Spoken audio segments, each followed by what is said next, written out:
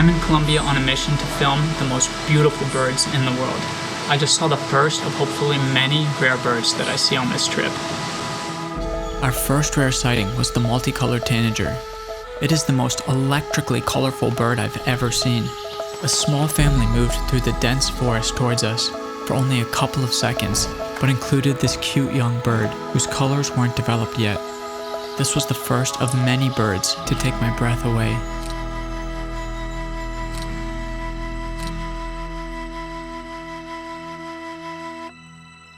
I'm a wildlife filmmaker and musician, and I documented my journey across the Colombian Andes, a hidden gem for some of the rarest mountain birds in the world. I was joined by an all-star crew of birders, Juan Vargas, Mauro Ossa, and renowned biologist Diego Calderon. I composed the soundtrack for this film with inspiration from the trip, including the single most incredible wildlife experience I've ever had, but more on that later. For now, let's travel into the forest of the Andes Mountains.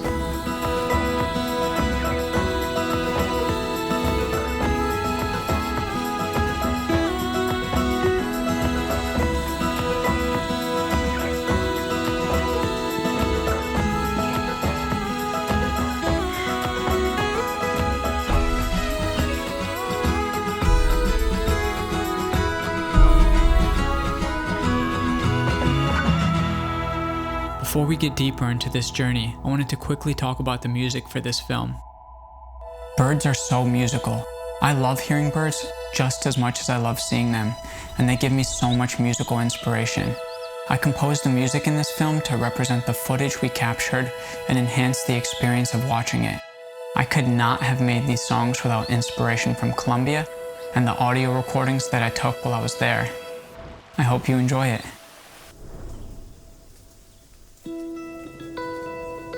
Our journey started in the cloud forest, looking for tropical birds as we ascended the Andes, and we saw some strange ones, like the Andean cock of the rock, which required a steep hike at dawn to observe a display site.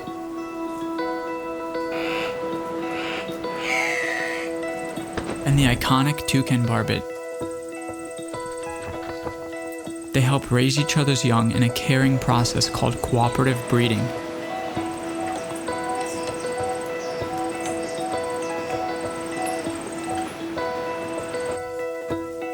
I focused my compositions on capturing emotion with a variety of charismatic birds around, such as tanagers, barbets, and motmots.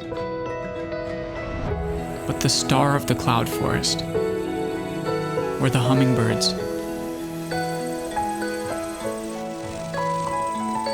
Such as the rufous-gaped hill star, an uncommon forest hummingbird.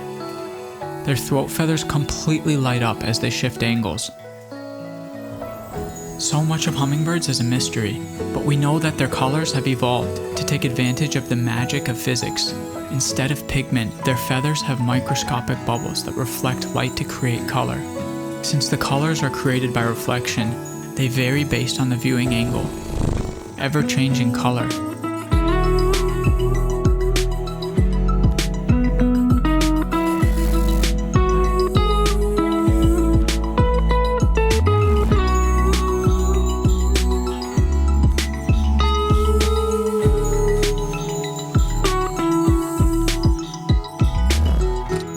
Technique and creative editing, I can showcase features of these fast-moving and ever-changing subjects, such as with this breathing gem, the Andean emerald. I noticed this bird's translucent wing and was able to freeze it by using a fast shutter speed. While I often focus on a single aspect of a bird, I also capture sequences, from wide shots to portrait close-ups. The combination of shots helps me effectively convey the story of a bird. One brief story we captured were how hummingbirds can alter their appearance to convey a message. The violeteers are a group of hummingbirds named for the violet patch around their ears. They can flare out this ear patch to express their aggression, especially when confronted by another bird. This is one of many examples of hummingbirds that can alter their appearance as a means of communication. There's so much to see in the cloud forest, but there's one bird in particular that I really want to see, and today is my only chance to try to see it, so fingers crossed. That bird is the white-booted racquet-tail, a tiny hummingbird that I wanted to see for its impressive tail. But when we found one, I was equally drawn to their white leg puffs that look like a pair of boots. Hummingbirds have small cup-like nests that are well camouflaged and very hard to find. Before we climbed up in elevation, we luckily found a hummingbird feeding chicks on an active nest. You never know what you're going to find in the cloud forest, and I don't think I'll ever get tired of coming back.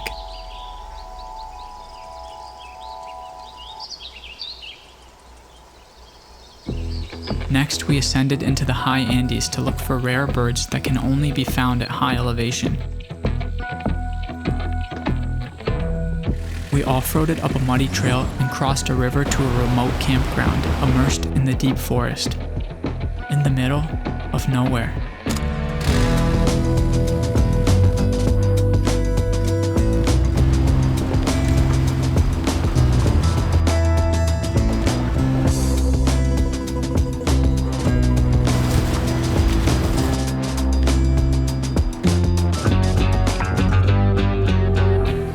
Our trip was focused on birds, but as we arrived in the heart of the mountains, we were greeted by a crab-eating fox, a regular visitor of the campground that has come to trust the few people who visit.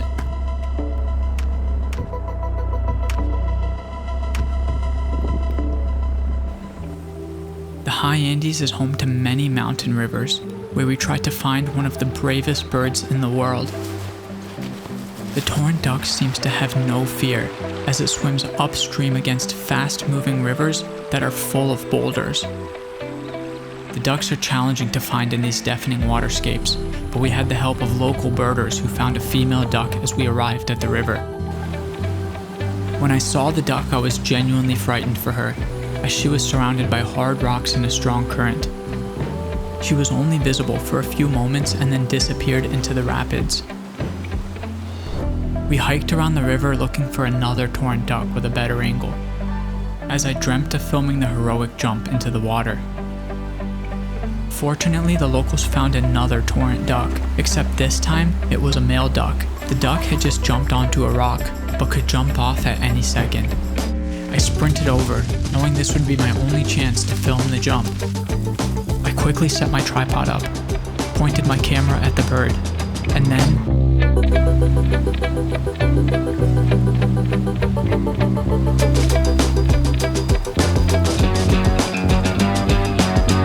it somehow won the battle against the tireless river, and then it was gone.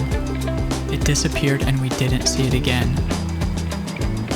The torn duck reminded us that evolution leaves no niche, even the most treacherous, unfilled.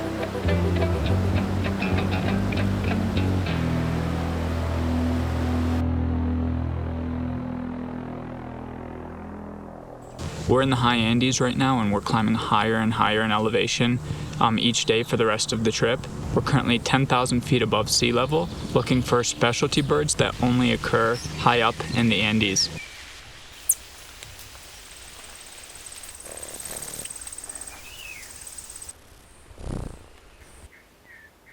There is an impressive array of mountain hummingbirds that live up at this elevation, such as the tourmaline sun angel, collared Inca, and buff-tailed coronet.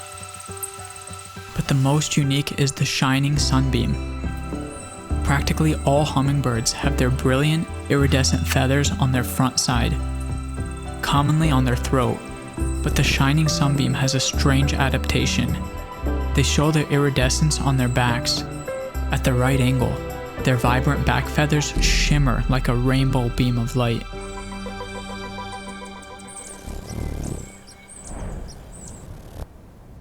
In contrast to the tiny hummingbirds, the mountain tanagers were massive. The hooded mountain tanager is the biggest of them all, and with striking red eyes, they can be equally intimidating and beautiful. Up here in the high Andes, we spent a good amount of our time on the forest floors searching for ant pittas, a group of secretive birds. They're mainly ground birds that run through the forest for transportation. With thin legs that carry an egg-shaped body, they may not be the most graceful, but what they can do is dance.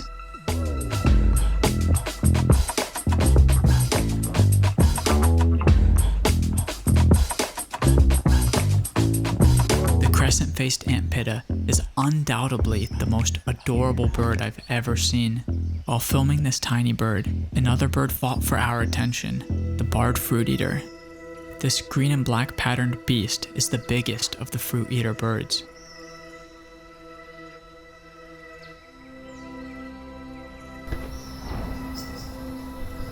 But there was a genus of birds that live in these high elevation forests that are even bigger than the fruit eater and the mighty mountain tanagers.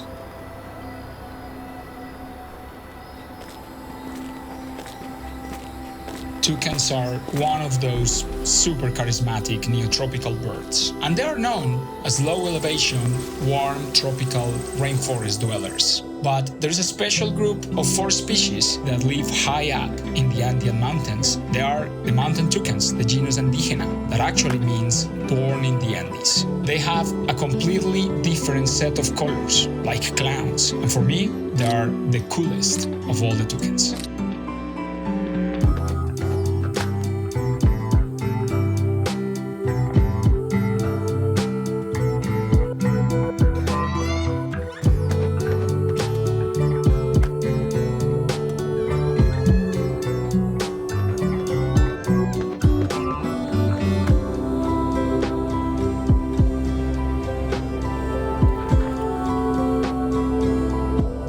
We were able to see 2 out of the 4 species of mountain toucans. The gray-breasted and black-billed mountain toucan.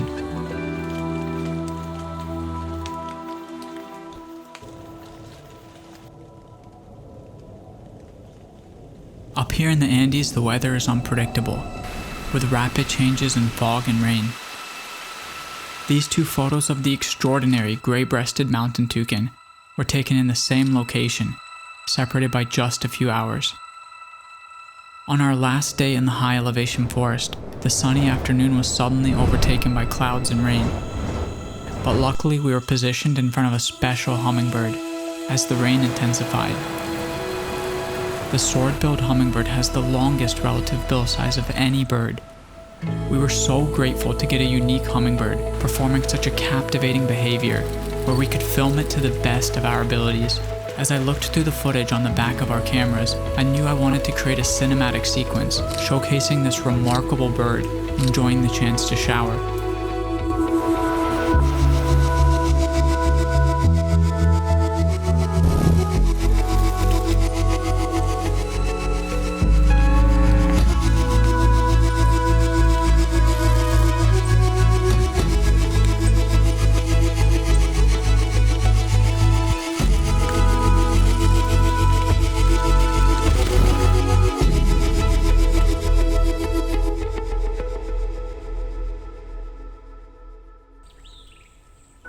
We climbed an elevation throughout this trip to our final destination, the Paramo.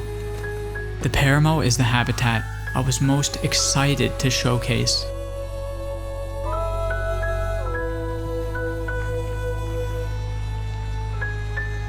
This habitat is the upper limit of plant life, above the mountain tree line, just below the permanent snow line. The struggle of life against conditions of extreme weather create home to the fastest evolution on Earth. It feels like you're on a different planet here, and the birds have strange adaptations. Everything looks alien. The air is thin. Physical activity is more demanding, but it really is magical. The Colombian Paramo is habitat for an essential plant, the Bhatia. These hairy plants trap water in the humid environment, which then flows down the mountains into the cities of Colombia. The Paramo is an endangered ecosystem that is critical for the drinking water in Colombia. Just outside of the Paramo, there are natural thermal pools, heated by underground volcanic activity, that attracted the amazing rainbow-bearded thornbill, an antpitta, and other high-elevation birds. But honestly, all I could think about in the Paramo was our mission to find one of the rarest hummingbirds. The buffy helmet crest is a really new species to science. This is the bird I most wanted to see, and we hoped to get novel behavior footage if we could find one. We came up really high into the Andes to Los Nevados National Park, and unfortunately Los Nevados National Park is currently closed due to volcanic activity, so our hopes of seeing the buffy helmet crest were really low. But against all odds, we found a male and a couple of young buffy helmet crests. We weren't able to get super close. I'll put the footage up that we got now, but we're gonna go back early in the morning to the same spot and try to find it again. I'm just so happy that we were able to see such a special hummingbird. While it was unexpected to see the bird at all, with the park being closed, we didn't get the novel behavior footage. We knew this wouldn't be easy. Filming in this habitat is tough, and the buffy helmet crest has adapted to hang from plants when feeding, rather than hovering, to conserve energy. This makes focusing your camera on them more difficult. It's also cold up there. The wind is blowing dense fog, and the visibility is low. Imagine trying to catch a glimpse of this tiny camouflaged bird between the silhouettes of the Paramo plants. But our first sighting gave us hope. As the bird prepared to fly away, it stretched its wings in a unique way. We knew it would be really special to capture this behavior. We went back to the Paramo the next morning with a plan, but we weren't sure if we would even find the bird again. The buffy helmet crest has a range limited to a single volcano, with a violent eruptive past. Unfortunately, they are vulnerable to extinction. We had to make sure that we did not disturb the bird, so we kept our distance and hid ourselves inside of a bush. We set up our cameras and moved as little as we could in a crouched position as we waited. After an hour, the buffy helmet crest appeared. The bird flew into the same exact plant as yesterday. Everything was going according to plan. We remained undetected as the buffy helmet crest drank the plant's nectar, and then perched to fall asleep. This was the moment we came for, nervously waiting for the bird to wake up and hopefully perform this stretch before flying away. It opened its eyes. I felt pressure to do this moment justice, but equally excited that our plan may actually work. And it did.